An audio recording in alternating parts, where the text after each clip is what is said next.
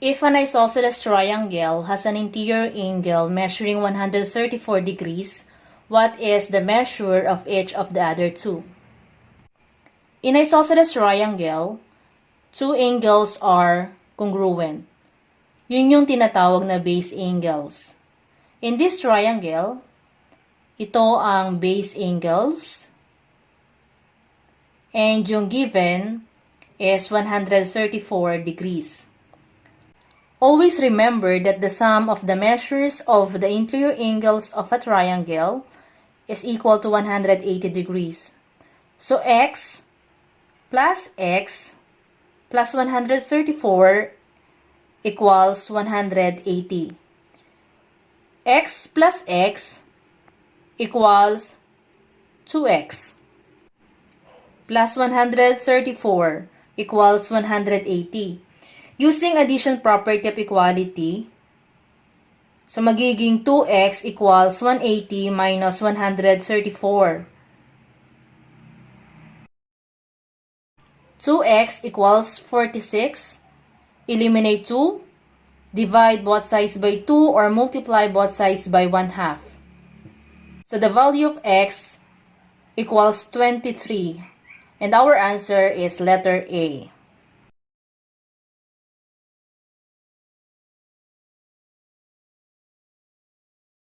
What is the perimeter of a rectangle whose length and width are 2x plus 5 and 3x minus 1 respectively?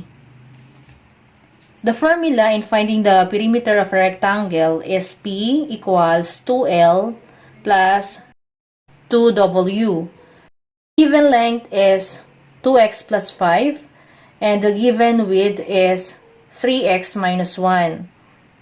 So P equals 2L plus 2W. Substitute yung length natin, which is 2x plus 5. 2 times 2x plus 5 plus 2 times 3x minus 1. Distribute 2. 2 times 2x is 4x plus 2 times 5 is 10 plus 2 times 3x, 6x minus 2 times negative 1. Combined 4x and 6x, so it will become 10x plus 10 minus 2, 8. So the answer is letter B.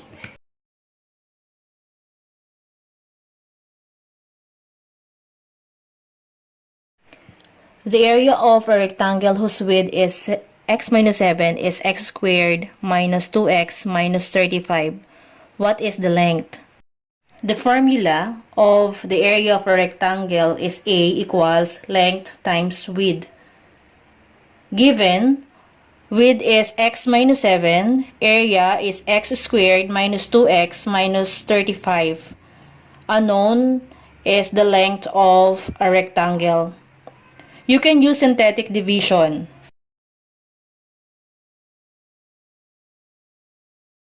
So the divisor is x minus 7. Equate the divisor. X equals positive 7.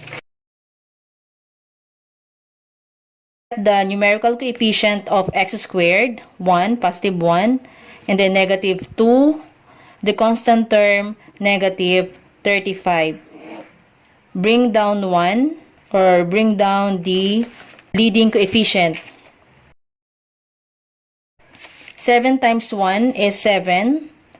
And then add negative 2 plus 7 is positive 5. Since the remainder is 0, the quotient is x plus 5.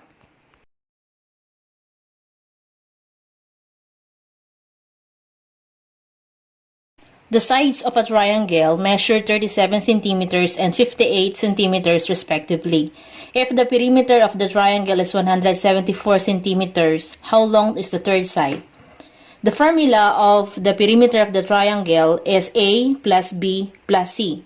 The given perimeter is 174 and the two sides are 37 and 58.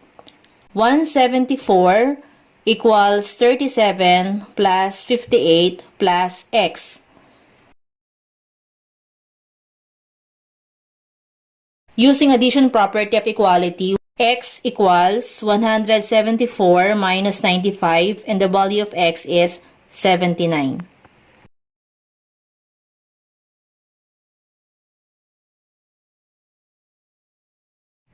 What is the circumference of the largest circle that can be cut from a square that has a perimeter of 12 centimeters?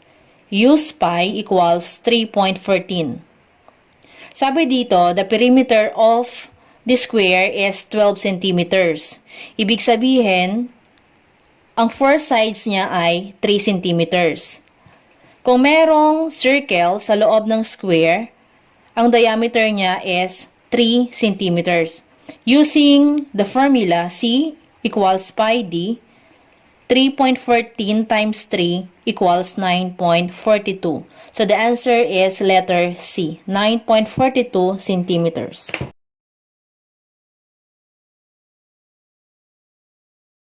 Mark jog around a circular swimming pool with a diameter of 20 meters. What is the total distance of what he covered while jogging a lap? The diameter of a circle is 20 meters. The formula is C equals pi d. 3.14 times 20 equals 62.8.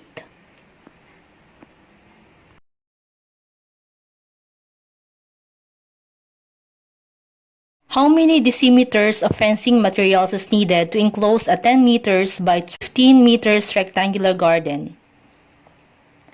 The given measures are 10 and 15.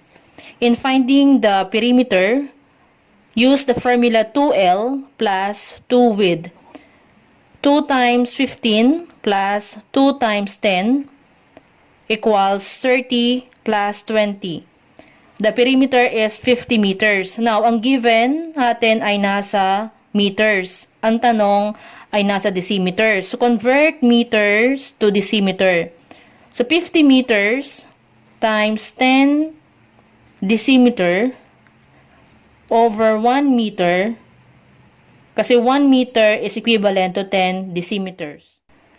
It is equal to 500 decimeters.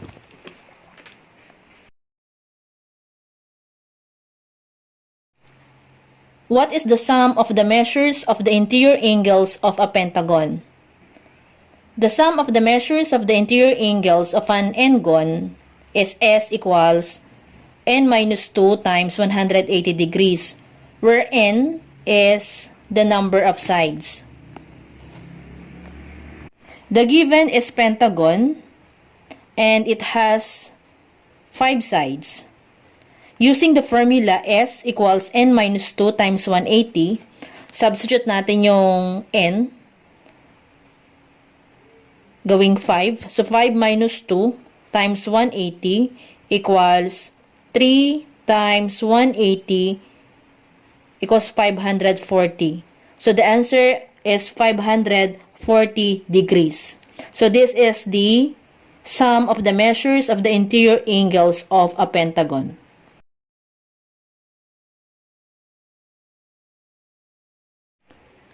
How many lines can pass through two distinct points?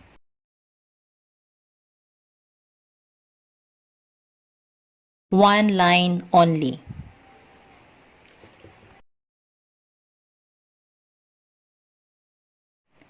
The sum of the interior angles of a polygon is 1,800 degrees. How many sides does the polygon have? Using the formula S equals n minus 2 times 180 degrees, let us derive the formula of n. S equals 180 times n is 180n minus 180 times 2, 360. From here, the formula of n will be n equals S plus 360 over 180. Let's substitute the given S, which is 1,800. 1,800 plus 360 over 180. The answer is 12.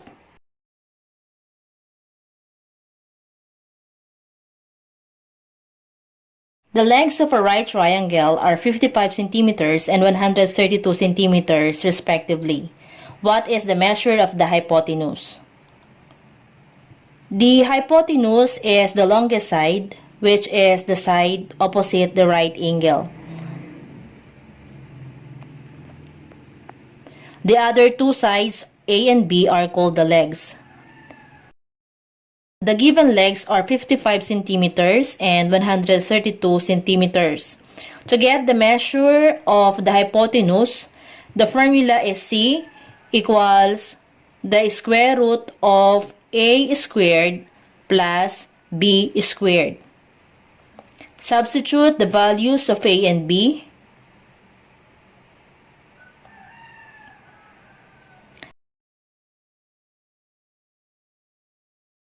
Then get the square root. The answer is 143. If the median of a trapezoid measures 10 inches and one base is 7 inches, how long is the other base? The median of a trapezoid is parallel to the bases, and its length is equal to half the sum of the length of the bases. From the formula M equals B sub 1 plus B sub 2 over 2, let us derive the formula for B sub 2. B sub 2 is equal to 2M minus B sub 1. 2 times 10, the median of a trapezoid, minus 7. 20 minus 7 is 13. So the other base is equal to 13 inches.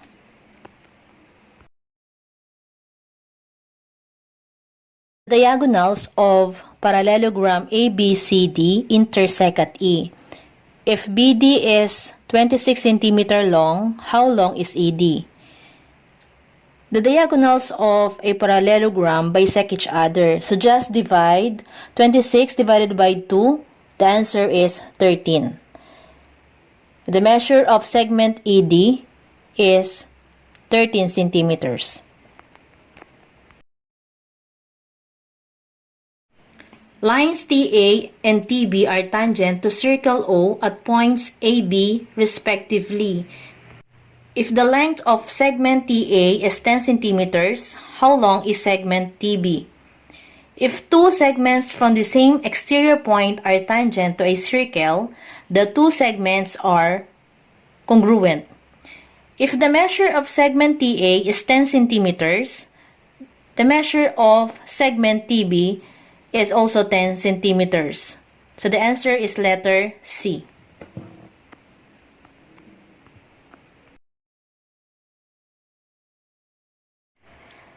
The length of each side of a square is 3/4 x plus 1. What is the perimeter of the square? Ang formula ng perimeter is 4s. So just multiply 4 times the given side, which is 3/4 x plus 1. The answer is 3x plus 4.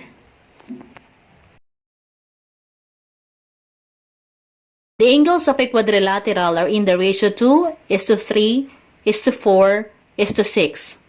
What is the degree measure of its largest angle? Kapag ang given ay ratio, magdagdag lang kayo ng x. 2x plus 3x plus 4x plus 6x equals 360. Since the sum of the interior angles of a quadrilateral is 360. And then add 2 plus 3 plus 4 plus 6 equals 15. 15x equals 360. Eliminate 15. Divide both sides by 15. X equals 24. Since ang hinahanap ay largest angle at ang pinakamataas sa ratio is 6, multiply 6 times 24 equals 144. The degree measure of the largest angle is 144.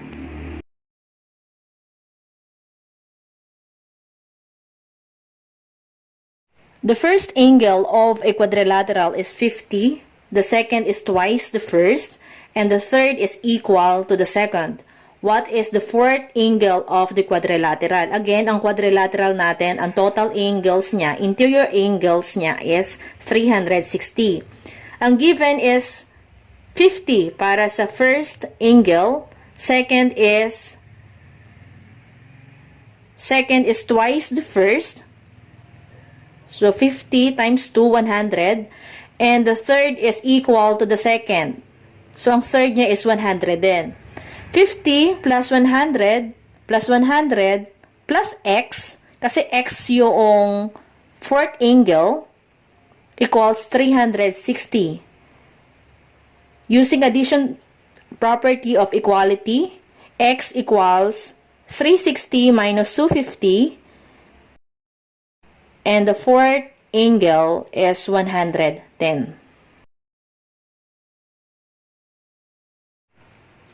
In an isosceles triangle, the vertex angle is half the measure of a base angle. What is the measure of the base angle? Let x be the base angles, and for the vertex angle, 1/2 x or x over 2. Now, let us find the value of x. X plus x over 2 equals 180. Bakit 180? Kasi ang sum ng interior angles of a triangle is 180. X plus x is 2x plus x over 2 equals 180. Let us multiply both sides by 2 para mawala yung fraction. 2 times 2x equals 4x. 2 times x over 2 is x, and 2 times 180 is 360.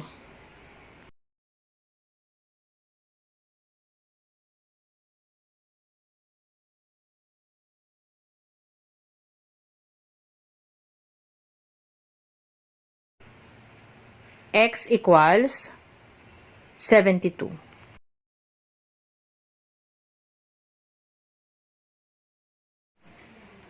The acute angles of a right triangle are congruent, and one of the congruent sides has length 13. What must be the length of the third side? If the acute angles of a right triangle are congruent, the two legs are also congruent. And the measure of the hypotenuse is equal to the length of a leg times square root of 2. Since the given side is 13, the measure of the hypotenuse is 13 times the square root of 2.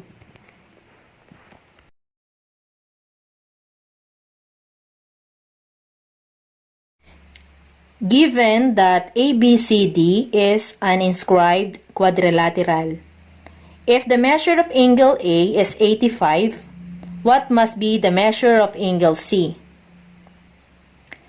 Inscribed quadrilateral is any four-sided figure whose vertices all lie on a circle.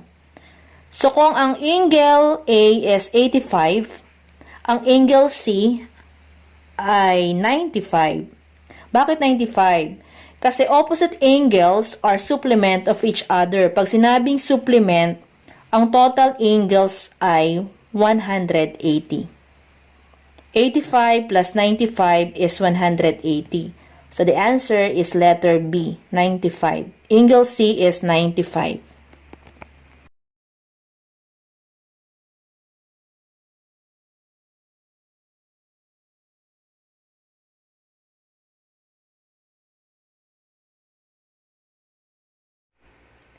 Which of the following set of points may be bisected? To bisect means to divide into two equal parts. Kapag sinabing line segment, it is a finite set of points and it can be divided into two equal parts. Kapag sinabing line, it cannot be bisected because it is an infinite set of points. Ganun din ang ray. And the answer in this problem is letter B, line segment AB.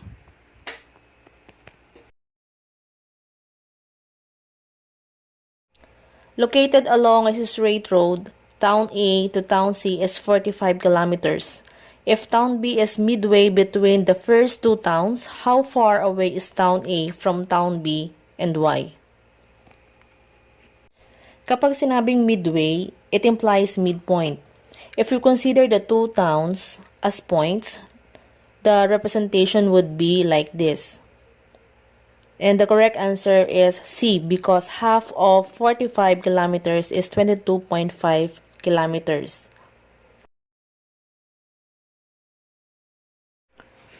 Three trees are noncollinear. What is the shape of the lot that they determine? The term noncollinear means not along a line. Since 2 points determine a line, 3 noncollinear points determine 3 different lines. Let points represent the trees. Then there are 3 different segments formed by the trees, suggesting a triangular shape. The shape cannot be the suggested options in A, C, or D because the conditions for this are not fully satisfied. The correct answer is B.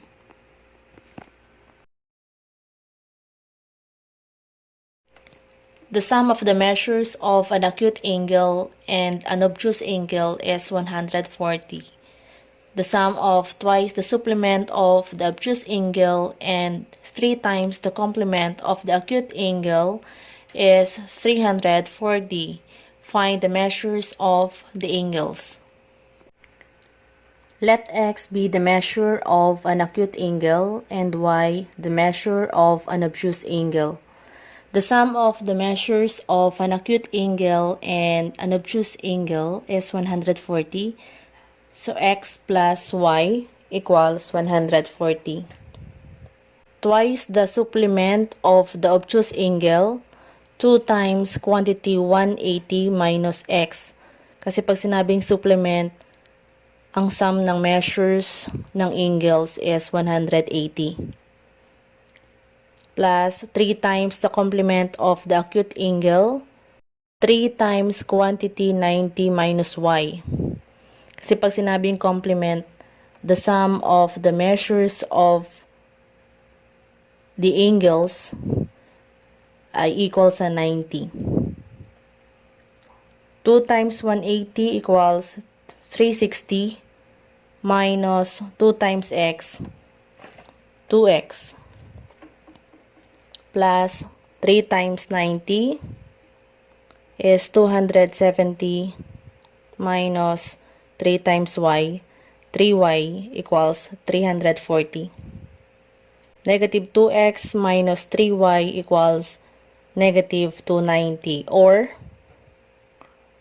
positive 2x plus 3y equals positive 290. Let us use the two equations x plus y equals 140 and positive 2x plus 3y equals positive 290 to get the values of x and y. So you can use elimination or substitution. And the measure of an acute angle is 130 and the measure of obtuse angle is 10. Find the measure of an angle whose measure is 40 more than the measure of its supplement.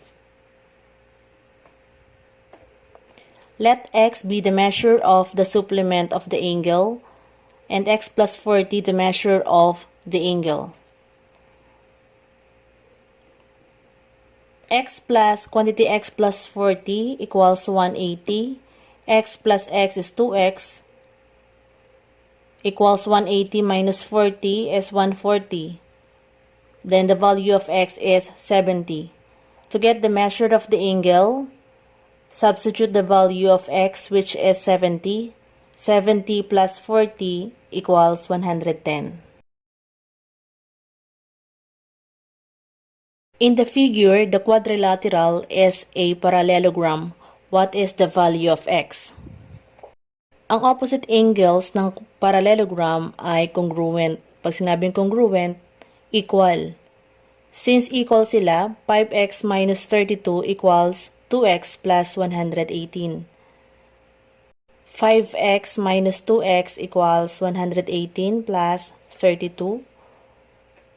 5x minus 2x is 3x equals 118 plus 32 equals 150. And the value of x equals 50. Which of the following could be the lengths of the sides of a triangle? The sum of the lengths of any two sides of a triangle is greater than the length of the third side. A plus B is greater than C. So, yung A at B natin, yun yung two sides of a triangle. Yung C, yung third side. Let us try the choices. 1 plus 3 is less than 5. 3 plus 8 is less than 12. 5 plus 5 equals 10. And 4 plus 7 is greater than 9. And the correct answer is letter D. Find the value of x to make the two lines cut by a transversal parallel. If two parallel lines are cut by a transversal, the sum of the measures of the interior angles on the same side of the transversal is 180. And the sum of the measures of the exterior angles on the same side of the transversal also equal to 180. Combine like terms. 10x equals 180 minus 48 plus 4. 10x equals 136 and the value of x equals 13.6. In a circle, a central angle measures 45. What is the measure of the intercepted arc?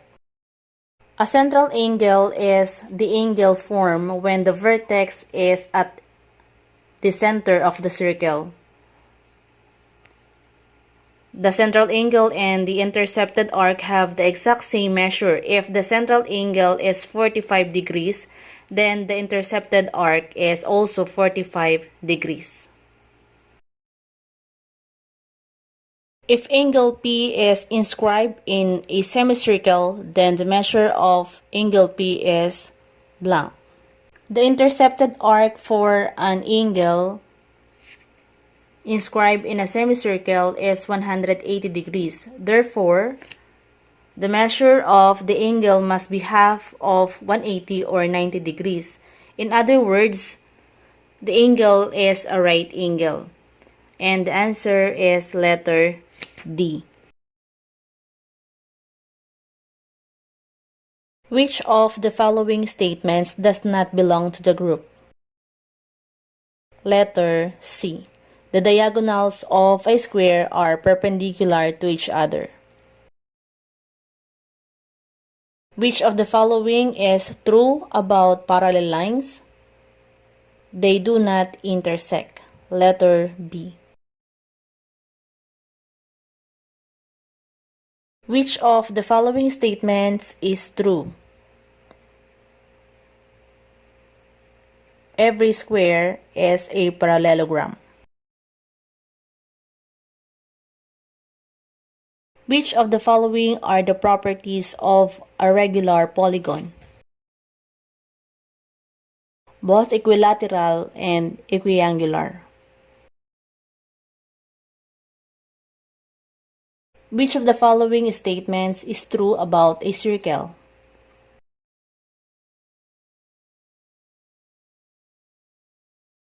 Letter A. The radii are congruent and a diameter is twice a radius.